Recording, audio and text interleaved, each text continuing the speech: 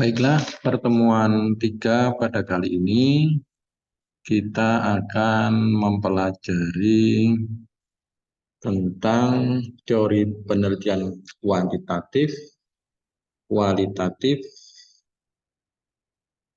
dan campuran bidang matematika dengan memperhatikan metodologinya dan contoh-contoh judul penelitiannya.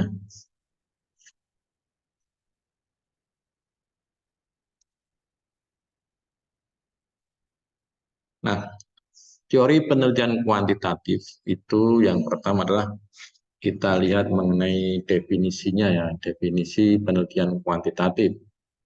Jadi penelitian kuantitatif itu merupakan metode penelitian yang mengumpulkan data dalam bentuk angka dan menerapkan analisis statistik untuk membuat kesimpulan. Nah, di sini tentunya penelitian kuanti itu harus mengenal alat atau tools yang digunakan untuk analisis datanya. Nah, alat-alat tersebut bisa berupa software, misalnya SPSS, kemudian software lainnya, ya, misalnya SAM, kemudian LISRIL, dan program-program komputer lainnya. Kemudian yang kedua, pendekatan dan metode penelitian kuantitatif ya. Pendekatan kuantitatif melibatkan desain eksperimental, survei, analisis data sekunder dengan menggunakan instrumen pengukuran dan analisis statistik yang tepat. Jadi di sini eksperimental, apa itu sebuah penelitian bidang matematika yang menggunakan laboratorium. Laboratorium itu bisa kelas, kemudian bisa laboratorium sebenarnya. Kalau kelas ya bisa menggunakan kelas kontrol ataupun kelas kontrol dan kelas eksperimen. Kemudian survei itu ya kita harus datang ke lapangannya, kemudian membawa instrumen surveinya dan lain-lain. Kemudian kalau analisis data sekunder itu menggunakan data-data yang tidak kita peroleh secara langsung. Misalnya adalah data-data dari internet, data-data dari statistik, dan sebagainya. Nah, contoh judul penelitian kuantitatif di bidang pendidikan matematika, misalnya adalah pengaruh metode pembelajaran berbasis masalah terhadap peningkatan kemampuan pemecahan masalah matematika pada siswa SMP. Nah, di sini kita lihat ada unsur pengaruh. Pengaruh ini berarti kalau di dalam matematika itu menggunakan rumusan regresi. Baik regresi tunggal ataupun sederhana ataupun regresi ganda. Nah, kemudian di dalam matematika ternyata juga ada penelitian kualitatif. Definisi penelitian kualitatif merupakan metode penelitian yang berfokus pada pemahaman mendalam tentang fenomena dalam konteks alamiahnya. Nah, kemudian pendekatannya melibatkan pengumpulan data berupa observasi, wawancara, dan analisis konten untuk menghasilkan pemahaman mendalam tentang subjek penelitian. Nah, kalau kualitatif di sini lebih mengedepankan tentang wawancara. Kemudian wawancara itu dianalisis sehingga menjadi sebuah konten atau isi. Nah, isi itulah yang kita analisis. Nah, contohnya adalah persepsi guru sekolah dasar terhadap penerapan model pembelajaran matematika berbasis proyek. Nah, ini termasuk kualitatif ya, karena di situ tidak menggunakan statistik inferensial.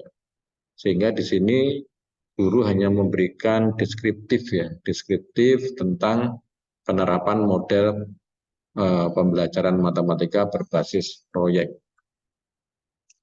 Kemudian kalau kita lihat ada teori penelitian campuran. Definisinya adalah metode penelitian yang menggabungkan elemen-elemen kuantitatif dan kualitatif untuk memahami fenomena secara komprehensif. Jadi ini merupakan gabungan antara penelitian kualitatif dan penelitian kuantitatif. Pendekatan yang dipakai adalah pengumpulan data kuantitatif dan kualitatif. Jadi mengumpulkan data kuantitatif dulu, baru kualitatif. Atau dibalik juga boleh. Dilanjutkan dengan pemeriksaan data gabungan melalui triangulasi. Triangulasi itu forum group discussion ya, atau semacam apa ya, musyawarah bersama lah, untuk menghasilkan penafsiran yang lebih akurat. Contoh judul penelitian campuran di bidang matematika adalah hubungan antara melek media. Melek itu mengetahui media dan prestasi belajar matematika siswa dengan kondisi pembelajaran online. Nah, di sini kita lihat prestasi belajar itu bisa digunakan metode kuanti karena dia mestinya berhubungan dengan angka-angka ya. Dan melek media itu bisa dengan kualitatif. Kemudian jenis-jenis bidang penelitian bidang matematika ini memainkan peran penting dalam meningkatkan pembelajaran. Maka kita lihat beberapa modelnya. Yang pertama adalah penelitian eksperimental. Dalam penelitian eksperimental, metode ilmiah digunakan untuk menguji hipotesis dan mencari kausalitas antara variabel-variabel. Jadi di sini kalau penelitian eksperimental itu harus menggunakan hipotesis. Hipotesis itu adalah dugaan sementara. Kemudian dicari kausalitasnya ya, sebab akibat. Kausalitas itu sebab akibat antar variabel. Misalnya H1 berpengaruh, X1 berpengaruh terhadap Y. H2 X1 tidak berpengaruh terhadap Y. Nah, contoh lain di sini adalah penelitian yang menggunakan pemahaman efektivitas strategi pengajaran matematika tertentu. Ya. Efektivitas misalnya apa? Model pembelajaran jigsaw learning. Itu dicari efektivitasnya seperti apa. Model pembelajaran berbasis proyek. Itu dicari efektivitasnya seperti apa. Kemudian kalau penelitian survei. Penelitian survei dalam pendidikan matematika melibatkan pengumpulan data dari pengumpulan data responden dalam bentuk kuesioner, wawancara, atau observasi. Ini membantu dalam menggambarkan situasi yang ada, mengevaluasi kebutuhan, dan memperoleh pandangan yang luas tentang topik-topik penelitian. Jadi di sini survei itu tetap menggunakan wawancara, tapi kalau survei di sini tentunya harus mempunyai semacam panduan ya, atau semacam rubrik untuk bahan membuat kuesioner dan wawancara. Nah, kemudian penelitian kualitatif. Dalam penelitian kualitatif, penelitian berfokus pada pemahaman, pendalaman konteks sosial dan budaya dengan menggunakan metode seperti wawancara mendalam. Jadi wawancaranya itu sangat benar. Kemudian observasi partisipatif dan analisis teks tertulis. Nah, ini analisis teks tertulis ini adalah analisis dari hasil wawancara yang ditranskripkan atau dibuat dalam bentuk tulisan. Ini memberikan wawasan tentang pengalaman siswa atau praktek pengajaran yang kompleks. Jadi penelitian kualitatif itu juga sangat dibutuhkan di bidang matematika untuk memberikan pengalaman siswa dalam hal praktek pengajaran.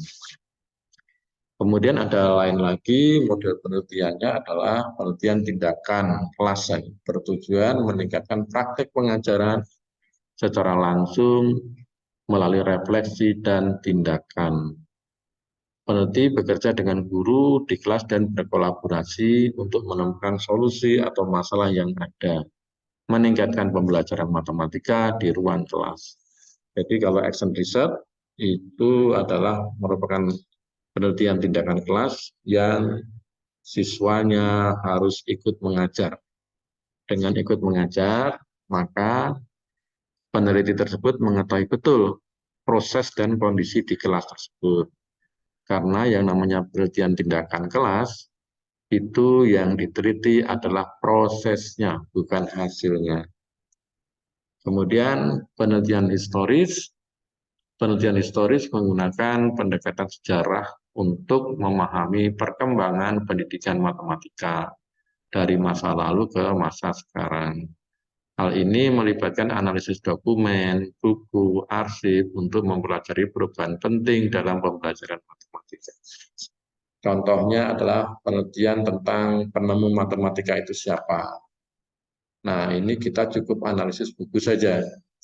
Atau misalnya tentang angka-angka yang ada di dalam suku-suku tertentu. Kemudian contoh penelitian bidang pendidikan lainnya, yaitu tentang model penggunaan teknologi dalam pembelajaran matematika, analisis kesalahan umum dalam pemahaman konsep-konsep matematika, dan dampak metode mengajar kreatif terhadap motivasi belajar siswa. Jadi banyak sekali model-model atau contoh penelitian matematika. Nah, kalau kita lihat selanjutnya adalah penelitian pengembangan. Di dalam matematika ada yang namanya penelitian pengembangan atau development research. Itu urutannya adalah identifikasi masalah dulu, menganalisis masalah dalam pembelajaran matematika dan kebutuhan perbaikan yang harus diselesaikan. Jadi di sini adalah mencari atau mengidentifikasi masalah yang terjadi di kelas. Kemudian mengembangkan model, menggagas dan merancang model pembelajaran matematika yang inovatif dan efektif. Merancang itu modelnya apakah dengan model eksperimental atau model penelitian tingkat kelas atau yang lainnya. Kemudian validasi dan revisi, menguji dan memvalidasi model yang telah dikembangkan, kemudian merevisi berdasarkan temuannya. Ini validasi ini sangat panjang ya. Ada validasi ahli, ada validasi konstruk dan sebagainya dan sebagainya. Nanti kita pelajari di belakang. Kemudian implementasi dan evaluasi, mengimplementasikan model pembelajaran matematika dalam konteks yang sesungguhnya dan mengevaluasi efektivitasnya. Nah, di sini adalah implementasi dalam kehidupan sehari-hari. Misalnya adalah dengan teknik optimasi, mengukur jarak antara IAI Ternate dengan pasar Gama Lama, mencari jalan yang terpendek misalnya, atau mencari harga pasar yang termurah misalnya. Nah, itu disebut sebagai penelitian maksimalisasi. Nah, di sini bisa masuk dalam implementasi dan evaluasi.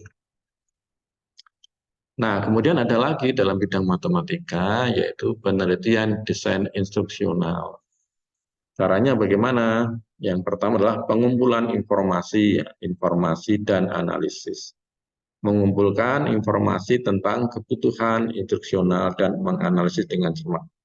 Nah, informasi ini bisa dari lapangan dan bisa dari buku ataupun artikel.